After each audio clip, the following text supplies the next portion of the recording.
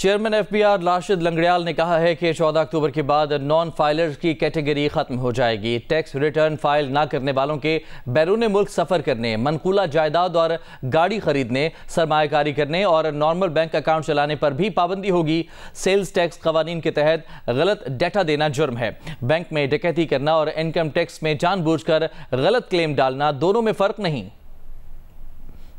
14 अक्टूबर को हमारा last date है इनकम टैक्स रिटर्न का। नॉन फाइलर की कैटेगरी खत्म हो जाएगी। जो नॉन फाइलर हैं वो उन इकोनॉमिक ट्रांजैक्शन का हिस्सा नहीं बन सकेंगे जो सिग्निफिकेंट इकोनॉमिक ट्रांजैक्शन है। खा वो गाड़ी खरीदते हैं, खा वो मूवेबल प्रॉपर्टी खरीदते हैं, खा वो इन्वेस्टमेंट्स करते हैं, इन सब चीज़ों पर पाबंदी होगी। नॉर्मल बैंक अकाउंट ऑपरेट करने पर पाबंदी होगी। आसान अकाउंट सबको अवेलेबल होगा। Eventually government would move, air travel है उसको भी इसमें रिस्ट्रिक्ट करेंगे। Can not have a lifestyle that warrants income tax and still you are a non filer. ये नहीं हो सकता। एक सूरत तो ये है कि वो फाइलिंग ही नहीं कर रहे, और दूसरी सूरत ये है कि वो अंडर फाइल कर रहे। नंबर ऑफ इंडिविजुअल के हिसाब से देखें तो नॉन फाइलर बड़ा प्रॉब्लम है। टैक्स लायबिलिटी के हिसाब से देखें तो अंडर फाइलिंग सबसे बड़ा प्रॉब्लम है। हमारे यहाँ जो लेवल ऑफ ट्रूथ है ना एज ए सोसाइटी, वो बहुत कम है। जब लोगों ने अपनी गलत सलत फाइल करनी शुरू की तो दूसरी साइड पे हमारी ऑडिट कैपेसिटी भी नहीं थी। तो सेल्स टैक्स लॉ के तहत गलत डेटा देना एक क्रिमिनल ऑफेंस है।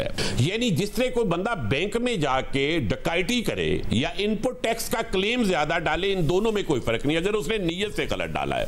एमनेस्टी देने का तो किसी को राइट नहीं है। लॉ में जो क्राइम है उसको खत्म नहीं किया जा सकता। पास को हम बिल्कुल एमनेस्टी नहीं दे सकते, लेकिन पास के ऊपर एक्शन को हम एज ए डिटरेंट यूज करेंगे। जब उन्हें अंदाजा हो जाएगा कि ये डिटरेंस इफेक्टिव है तो ये खुद इंप्रूव होना शुरू हो जाएगा। जिन यूनिट्स का मैन्युफैक्चरिंग साइड पे 2,50,000 से ज्यादा की जिनका सेल होगी, हम उनके अगेंस्ट मैसिव कोर्सिव पावर लेंगे। इसमें बैंक अकाउंट भी फ्रीज होंगे, प्रॉपर्टीज भी अटैच होंगी, प्रेमिसेस भी सील होंगे।